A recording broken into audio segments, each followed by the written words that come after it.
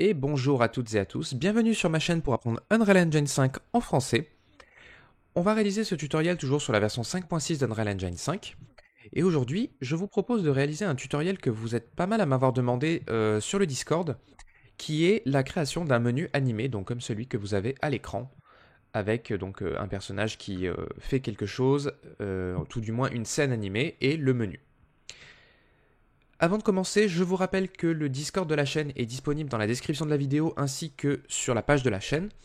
Et, n'hésitez pas à nous rejoindre également sur Twitch pour participer au live développement que l'on fait régulièrement. Et si c'est bon pour vous, on attaque. Ok, donc ce qu'on va faire déjà, c'est que on va ranger ce bazar. Donc on va déplacer juste le caractère ici parce qu'on va avoir besoin de ce mannequin de base pour faire certaines choses.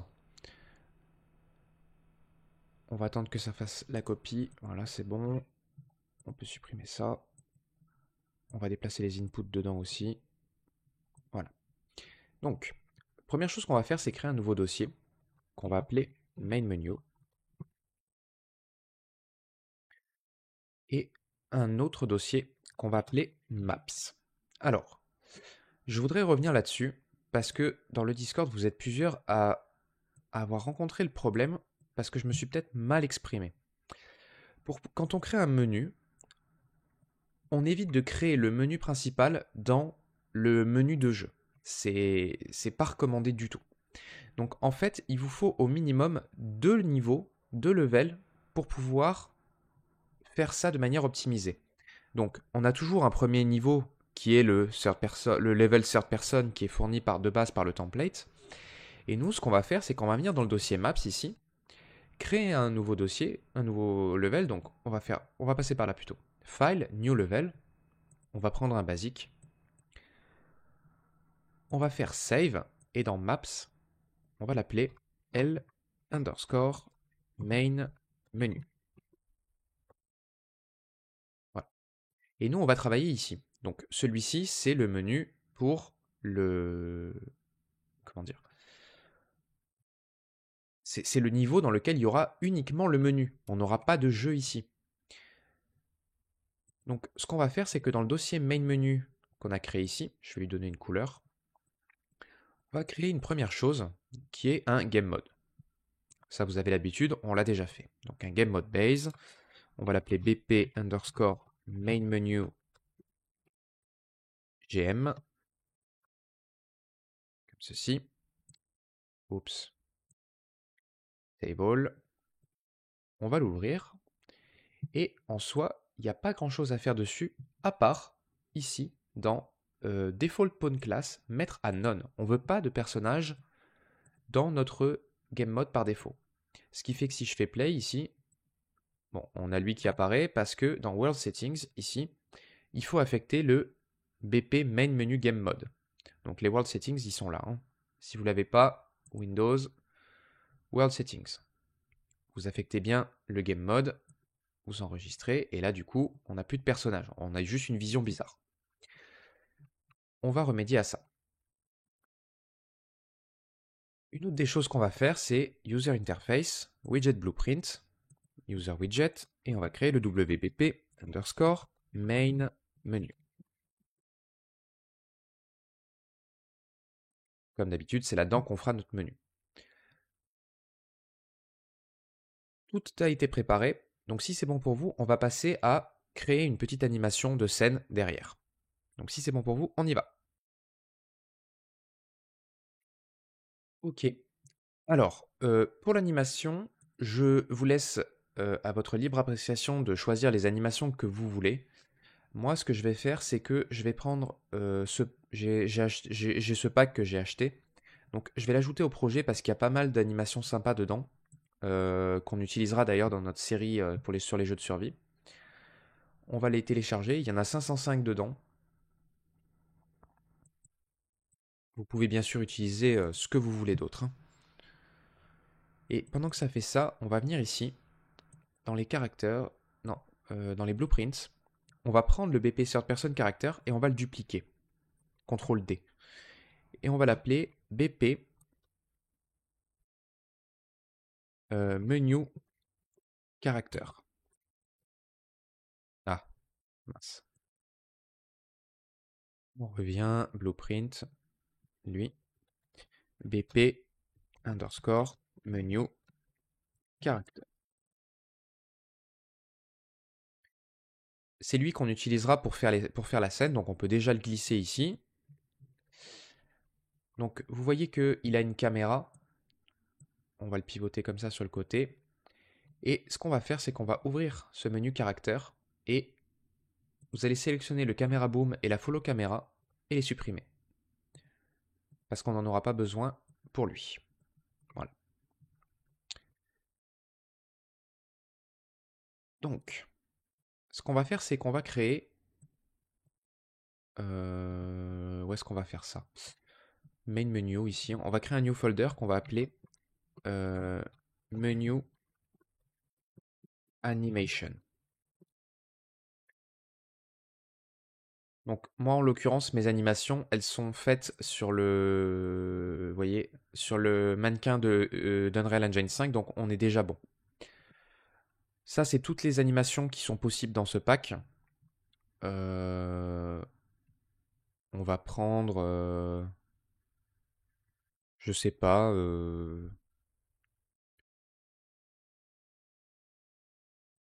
dans les idols qu'est-ce qu'on a?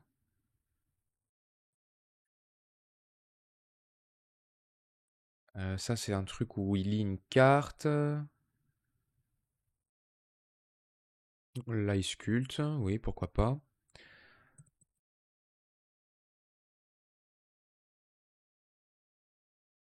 Ouais, bon, il est juste assis. Il bouge même pas. Pas terrible.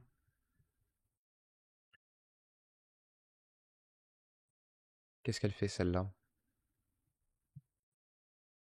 Ouais, pourquoi pas.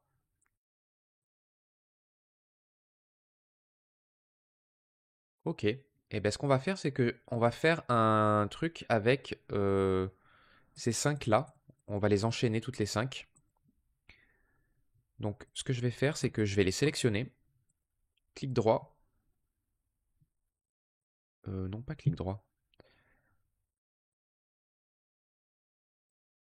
On prend les cinq. Menu animation ici. Vous les glissez dans le dossier qu'on a créé précédemment et vous faites copy here.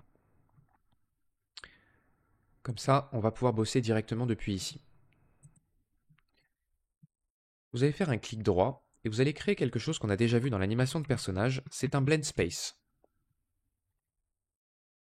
On va prendre un blend space 1D. Et on va se mettre sur le SK Mannequin. J'espère que ça marche. BP, non. BS pour blend space underscore anime menu. Voilà. Save all. Alors, la question c'est je vais créer un anime blueprint parce qu'on va en avoir besoin juste après. Donc on va prendre le mannequin, create, abp underscore euh, menu character, on va l'appeler. Vous allez voir, c'est parce qu'en fait, cet anime blueprint, il va être un petit peu particulier parce que du coup, on n'aura pas les animations de mouvement dedans. Et la seule chose que je voulais vérifier, c'est si... Ouais, c'est bon, le blend space est compatible. Donc, quand vous créez l'anime blueprint, vous glissez votre blend space que vous avez créé juste avant à l'intérieur. Vous n'oubliez pas de tirer un fil pour mettre default slot. Ça permet de faire des montages si jamais vous en avez besoin. On le relie là-dedans. Et comme ça. Et au niveau du blend space, ce qu'on va faire, c'est qu'on va prendre nos 5 animations. On va les glisser là-dedans. Non, ça ne marchera pas de faire ça. Alors, Alors déjà, on va renommer l'axe. Donc, horizontal axis. Et on va l'appeler animation. On s'en fout de comment on l'appelle de toute façon. Et on va mettre de 0 à 2. Ça suffira largement. Et division de grille, on va mettre 5. Alors.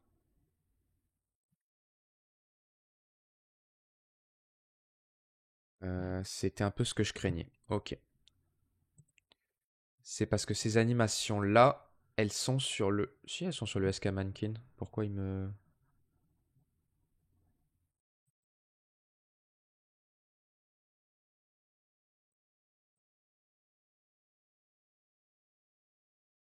Alors, visiblement, il me dit que c'est pas le bon skeleton, ce qui est assez étrange. Bon, ça, c'est le preview mesh, on s'en fout. SK Mannequin? Bah oui, eh ben...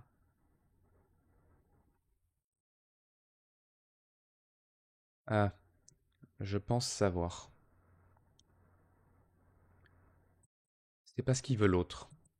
Alors, on va refaire un blend space.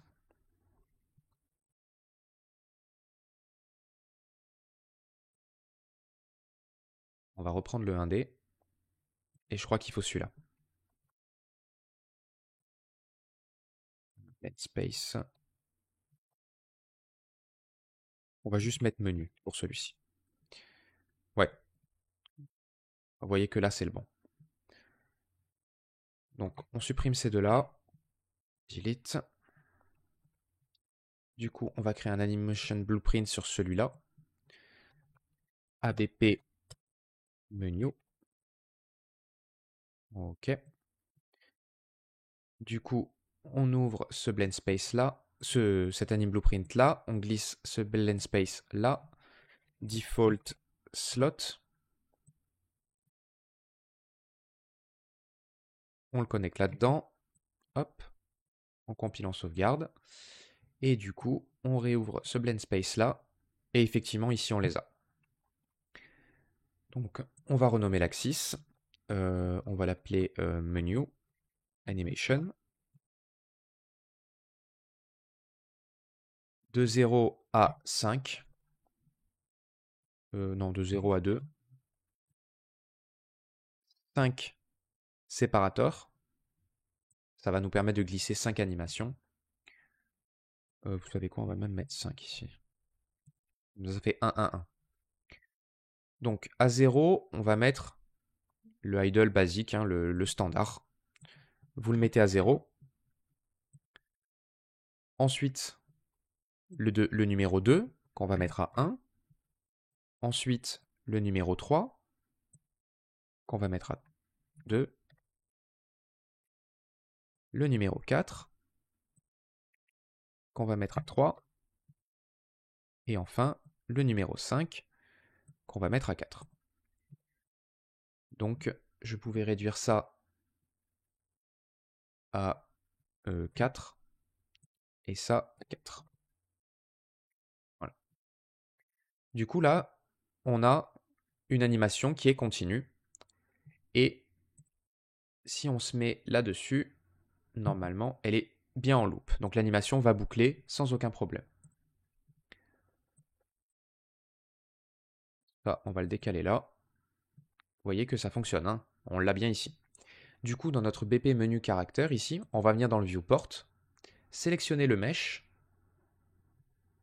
lui, et on va changer l'ABP pour mettre l'ABP menu. Et vous voyez, pas de problème, on a bien l'animation qui se joue sur le queen. On compile en sauvegarde. Alors ce que je vais faire, c'est que je vais le rotater vers nous. Donc là, si je fais play, l'animation se joue, mais on est loin. Et donc, si vous avez pu réaliser ça sans problème et arriver là, on a une animation prête. Du coup, on attaque la suite. Parfait. Donc maintenant, ce qu'on va faire, c'est qu'on va revenir dans notre... Enfin, avant de revenir dans le main menu, déjà le player start, on peut l'enlever. Et ici, vous allez faire un clic droit et vous allez taper caméra actor. On va la lever quand même. Et on va modifier dans les details le field of view. Ça me paraît suffisant, 45. On va se décaler légèrement pour avoir le personnage là et mettre le menu ici. Donc si on fait play, vous voyez que pour l'instant, il ne se passe rien et qu'on n'est pas fixé sur cette caméra. C'est tout à fait normal. On va régler ça juste après, parce que c'est la partie la plus importante pour créer ce type de menu. Et juste, ce qu'on va faire, c'est qu'on va ouvrir notre WBP Main Menu. On va rapidement faire un menu, hein, donc on va mettre un canvas panel. On va l'agrandir. Je vais mettre une vertical box. Bon, ça, c'est pas nouveau. Si vous voulez, vous pouvez reprendre ce qu'on a fait dans les tutoriaux précédents sur les menus. C'est exactement la même chose. Je vais me mettre en 300 et en 400 de haut. Mince. 400 de haut. Et pas celui-là, mais celui-là, 0.05. Voilà. Là-dedans, je vais mettre 4 buttons. Donc 1, 2, 3 et 4. Le premier, btn underscore continue. Le deuxième, btn underscore new game. Le troisième, btn underscore settings. Et le dernier, btn underscore quit game. Voilà. Avant de mettre les textes, je veux juste mettre des spacers. Donc ça, vous vous souvenez, c'est un petit trick que je vous avais montré dans un tutoriel précédent. Vous pouvez mettre des spacers comme ça. Vous les mettez en fil. Ça va créer un espace égal entre tous les boutons. Et juste, ce que vous allez faire, c'est que vous allez prendre le tout premier ici, et vous allez l'appeler spacer continue, et le passer en variable. Vous allez voir pourquoi après. On va mettre les textes tout de suite. Commencer par celui-là, celui-là, celui-là et celui-là. On va modifier le texte ici. On va mettre continuer. Et ce que je vais faire, c'est que je vais mettre 10 ici pour légèrement l'agrandir. Je vais faire un copy all properties ici pour que tous mes textes soient identiques et faire des pastes. Vous le faites bien sur slot button slot. Hein. Voilà, comme ça ils sont tous pareils. On va juste peut-être changer un peu la couleur. On va mettre un gris comme ça. Je vais la copier. Paste. Paste. Et paste. Donc celui-là, c'est nouvelle partie.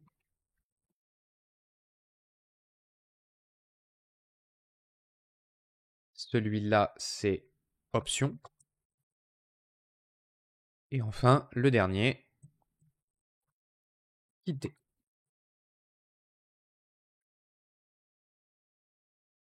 Ok.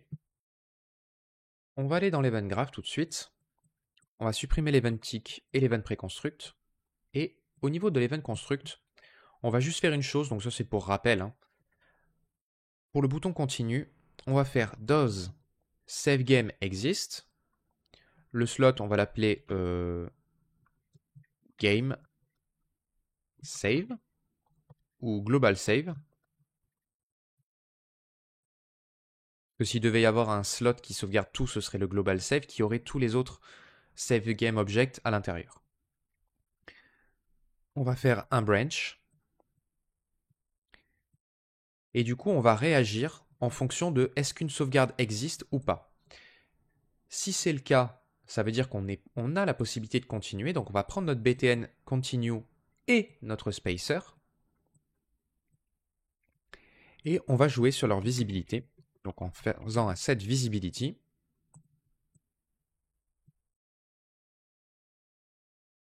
De nos deux protagonistes en visible. Si la sauvegarde existe, on veut les voir. Hop. Voilà. Si ce n'est pas le cas, donc s'il n'y a pas de sauvegarde, ça veut dire qu'on a la possibilité uniquement de créer une nouvelle partie. Donc on envoie là-dedans, et le bouton, on doit le cacher, donc on passe en collapsed. On compile et on sauvegarde. On va tout de suite prendre le button Quit Game, on-clicked, Quit Game.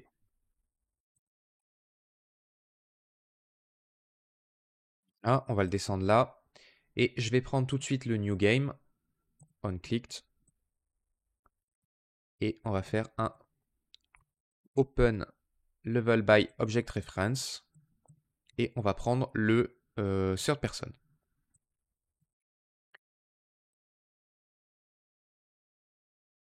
Le bouton continue, je le fais pas parce que de toute façon, on n'a pas de sauvegarde, donc ça sert à rien.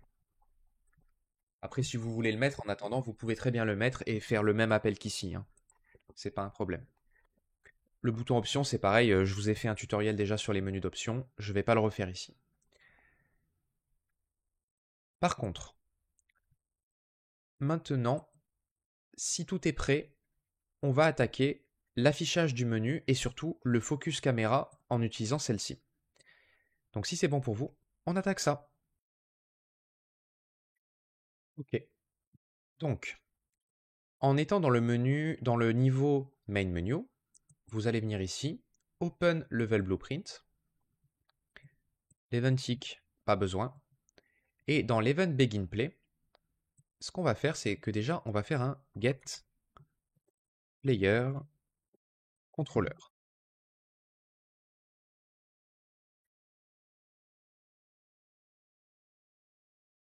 Vous allez venir dans le monde, cliquer sur la caméra, revenir dans le Main Menu, et là, si vous faites un clic droit, vous allez voir Create a Reference to Camera Actor. Ça permet de référencer des éléments du niveau directement. Et depuis le Player Controller, vous allez tirer un fil, et vous allez faire Set View Target with Blend. Alors, ce node, pour information, si vous avez par exemple vous n'avez pas fait comme moi un personnage dédié et que vous utilisez votre player character, par exemple, vous savez que le player character, il possède donc un caméra boom et une caméra. Le fait d'utiliser cette node, vous voyez ici, on a New View Target. Donc si je branche la caméra ici, ça va overwrite, donc ça va prendre le dessus sur la caméra actuellement utilisée par votre personnage. Et du coup, si je fais play, vous voyez que je suis passé sur ma caméra actor. Si vous aviez le player character à la place, qui donc est équipé avec une caméra que vous auriez normalement dû avoir comme point de vue, ce node va faire en sorte que vous ayez celui-ci et ignorer l'existence de la caméra du personnage. Donc c'est exactement ce qu'on veut ici. Maintenant, ce qu'on va faire, c'est qu'on va quand même create notre widget. Donc, on va faire un create widget. On va prendre notre WBP main menu. En owning player, on passe notre player controller. C'est pas essentiel, mais j'aime bien le faire. On va add to viewport, bien évidemment. Comme ceci.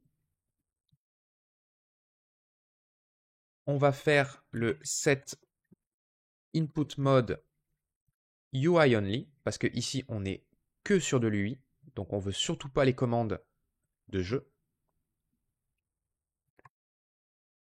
In widget to focus, on va donner celui-ci. On compile, on sauvegarde. Et le dernier, c'est le set show mouse cursor. On va mettre ici.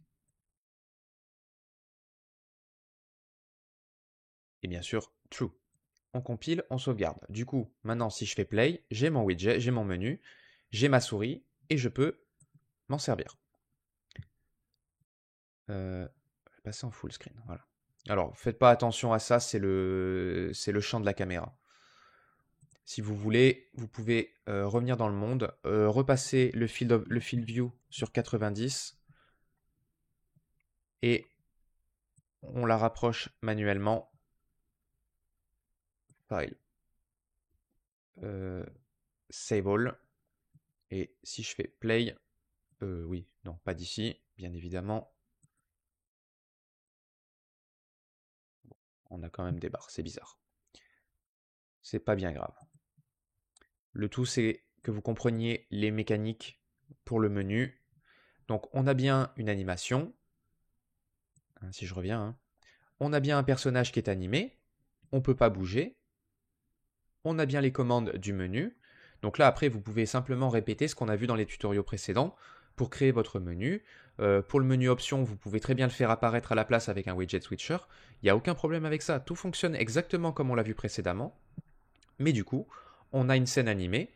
Donc là, je l'ai fait juste de manière basique pour que vous compreniez la mécanique pour afficher le widget depuis une caméra placée dans le niveau.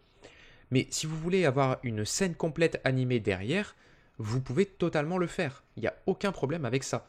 Le tout, c'est de faire un target with blend à partir de notre caméra qui va fixer le focus comme on l'a ici, avec votre scène qui va se passer derrière. N'hésitez pas à déplacer votre caméra puisque de toute façon, le menu, lui, il va se fixer sur le champ de vue de la caméra.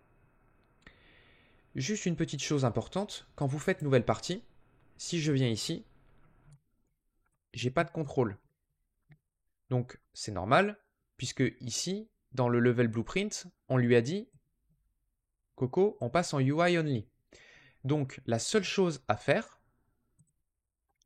c'est de venir dans votre content, le third person, ouvrir le third person level, open level blueprint ici, supprimer l'event tick, faire un get layer controller, set input mode game only,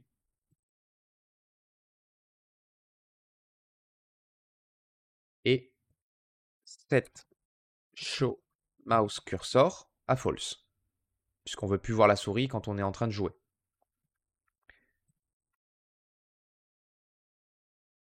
Voilà. Et l'autre point hyper important, dans les world settings de ce niveau-là, donc celui de votre niveau de jeu, dans le game mode override, vous ne mettez pas le game mode du menu, mais vous mettez bien votre game mode de jeu. Résultat des courses, si je reviens sur ma map main menu, je démarre. Il ne faut pas que je le fasse de là. Je ne veux pas être dans le viewport. Si je fais nouvelle partie, j'ai ma caméra et j'ai mes contrôles. Et maintenant, je peux jouer. Si vous avez un HUD à faire apparaître, etc., surtout, vous ne le faites pas depuis le level blueprint. Hein. Ça se fait depuis le player controller. En tout cas, voilà. Bah, écoutez, j'espère que cette vidéo vous aura plu. J'espère qu'elle vous aura aidé pour les menus animés. Si ça vous a plu, n'hésitez pas à mettre un commentaire, lâcher un like, vous abonner à la chaîne. Et on se retrouve très vite pour une prochaine vidéo. Bye bye.